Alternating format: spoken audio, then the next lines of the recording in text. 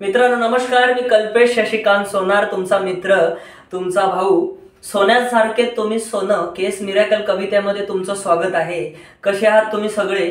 चांगलेच असाल. त्या ईश्वराचं लक्ष तुमच्यावर असो आणि हेच तुमचं नशीब असो.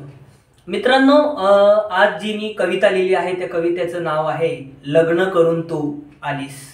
मित्रांनो, आपण एखाद्या मुलीवर प्रेम करत असतो आणि प्रेम करता करता ती मुलगी निघून जाते आणि लग्न करून आपल्याला समजवायला येते आणि तिला असं वाटतं की लग्न करून आलो तो आपण तिच्या पर्सनल लाईफमध्ये आता इंटरफेअर करू. तर मित्रांनो, तसं नसतं.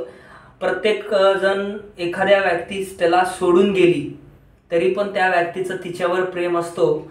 त्याला फक्त एकच हवं असतं की तिने खुश राहिलं पाहिजे. त्याच्यावरच ही कविता लिहिली आहे. कवितेला मी सुरुवात करतो. लग्न करून तू आलीस.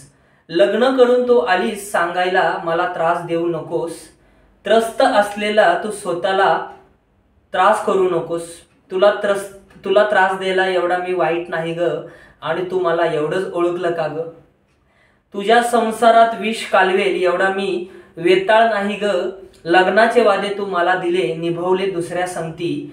प्रेम करत होतो असं परक करून तू गेली. काय माझ्या प्रेमात फरक होता असं त्यावेळी माझ्या आयुष्याला तू नरक करून गेली.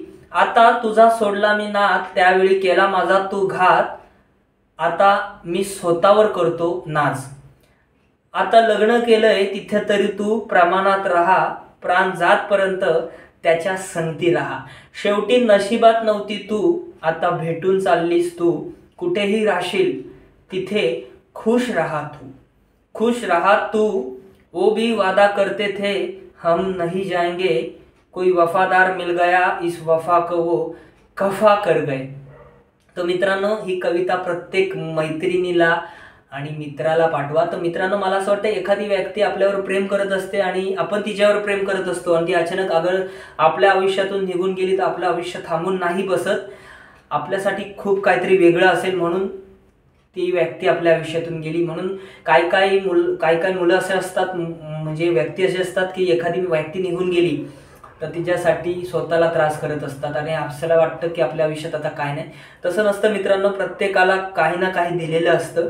त्याच्यावरच ही कविता लिहिलेली आहे. आणि त्या मुलीला असं वाटतं की माझ्या आयुष्यामध्ये लग्न झाले आहे तर माझ्या वैयक्तिक आयुष्यामध्ये हा ढवळाढवळ करेल. तसं नाही मित्रांनो. मला असं वाटतं की मी लेखक आहे, लिहिणार आहे, आणि मला असं वाटतं की मला चारही दिशांनी लिहिणं गरजेचं आहे.